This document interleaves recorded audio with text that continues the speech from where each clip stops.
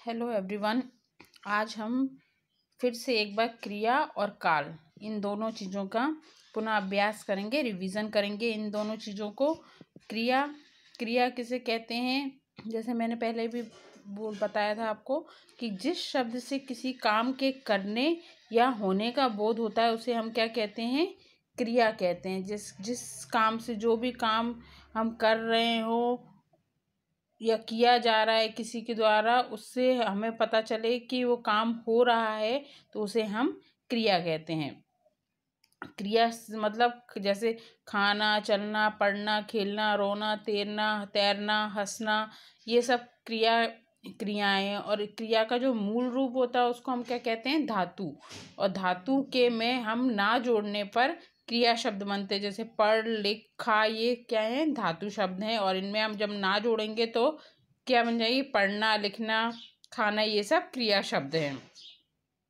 अब इसमें जरूरी चीज़ क्या है? जरूरी कि किसी भी वाक्य में क्रिया का होना आवश्यक है। क्रिया के बिना कोई भी वाक्य पूरा नहीं होता ना। कोई भी वाक्य हो उसमें क्या होगा? क्रिया का होना आवश्यक होता है। बिना क्रिया के कोई भी वाक्य पूरा नहीं हो सकता। और कुछ वाक्यों में क्रिया एक शब्द की भी हो सकती है और कुछ वाक्यों में क्रिया अनेक शब्द की भी हो सकती है। और लिंग के अनुसार क्रिया का रूप बदल जाता है। जैसे विवेक सो रहा है, विवेक पुल्लिंग शब्द है तो उसमें क्या हो गया? सो रहा है क्रिया है। और यहाँ पर है मेघा सो रही है तो मेघा स्त्रीलिंग है तो उसकी क्रिया रूप बदल गया। वचन के अनुसार भी क्रिया के रूप में परिवर्तन हो जाता है। जैसे कि तोता उड़ रहा है, ये एक वचन है, और तोते उड़ रहे हैं, ये बहुवचन है। अब क्रिया के भेद। क्रिया के दो भेद होते हैं, अकर्मक और सकर्मक। अकर्मक क्रिया किसे कहते हैं? जिन क्रियाओं में कर्म की आवश्यकता नहीं होती है।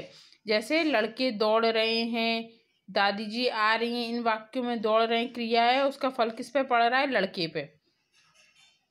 इसमें कर्म नहीं है। तो जिन क्रियाओं में कर्म की आवश्यकता नहीं होती उन्हें अकर्मक क्रिया कहते हैं। और सकर्मक क्रिया किसे कहते हैं? ऐसी क्रियाएं जिनमें कर्म की आवश्यकता होती है उन्हें हम सकर्मक क्रिया कहते हैं। ठीक है।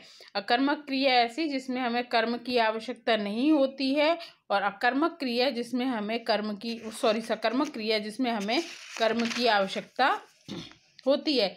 जैसे निकिता ने साइकिल चलाई। इस वाक्य में चलाई क्या है? क्रिया शब्द है। और साइकिल क्या है? पर क्या है? उसका कर्म है। और कर्ता कौन है? निकिता। तो निकिता ने साइकिल चलाई तो इसमें कर्म है तो ये क्या हो गया? ये सकर्मक क्रिया हो गई।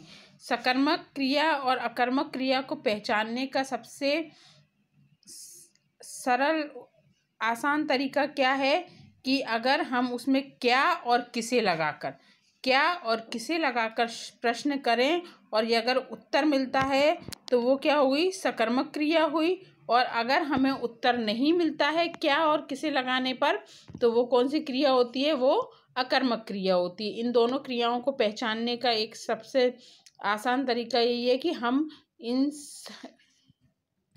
वाक्यों में क्या और किसे लगाकर प्रश्न करें। अगर हमें उस प्रश्न का उत्तर मिलता है, जैसे कि यहाँ एक शब्द है हनुमान ने समुद्र लांघा। अब हम इसमें क्या या किसे लगा सकते हैं कि क्या हनुमान ने क्या लांघा तो हमें उत्तर मिला उसका कि हनुमान ने समुद्र लांघा।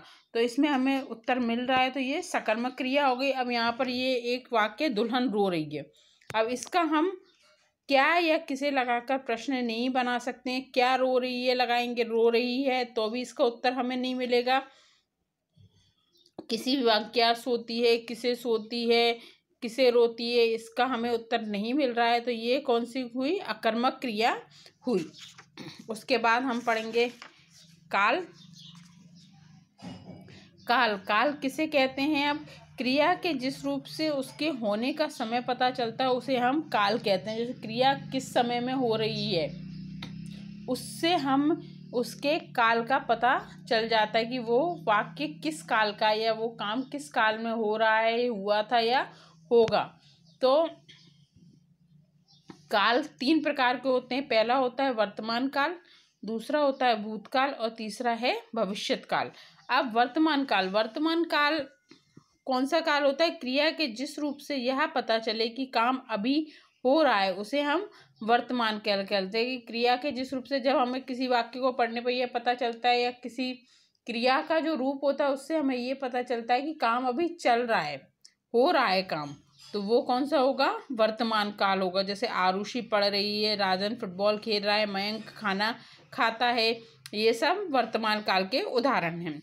भूतकाल, भूतकाल क्रिया के जिस रूप से यह पता चले कि काम बीते हुए समय में हो चुका है उसे हम भूतकाल कहते हैं। अब क्रिया के जिस रूप से हमें पता चले कि काम हो चुका है वो किस में आएगा? वो भूतकाल में आएगा। जैसे सलीम ने खाना खाया, वह पढ़ चुकी थी, कमल खेल रहा था, ये सब किस में आएंगे? ये अब इसमें देखिए था, थी लगे हुए हैं ये शब्द, तो ये काम हो चुके हैं पहले ही, तो ये किस में आता है? ये भूतकाल में आता है। जब हमें पता चलता है कि काम हो चुका है, काम को कर लिया गया है, तो वो भूतकाल का उदाहरण है। भविष्यत काल, भविष्यत काल या क्रिया के जिस रूप से हमें यह पता चले कि काम आने वाले समय में होगा, अभी हुआ नहीं है काम, ना हो रहा है, काम कब होगा? काम आने वाले समय में होगा, तो वो भविष्यत काल का उदाहरण है। जैसे मैं कल बाजार जाऊंगा, आज वर्षा होगी, नेहा गीत सुनाएगी, ये सब किसके हैं? ये सारे वाक्यों को देखिए, हमें इसकी क्रिया रूप देख के पता चल रहा है कि ये काम अभी हुए नहीं है, ये आने वाले समय में होंगे, तो ये सारे किस भविष्य काल के उदाहरण हैं।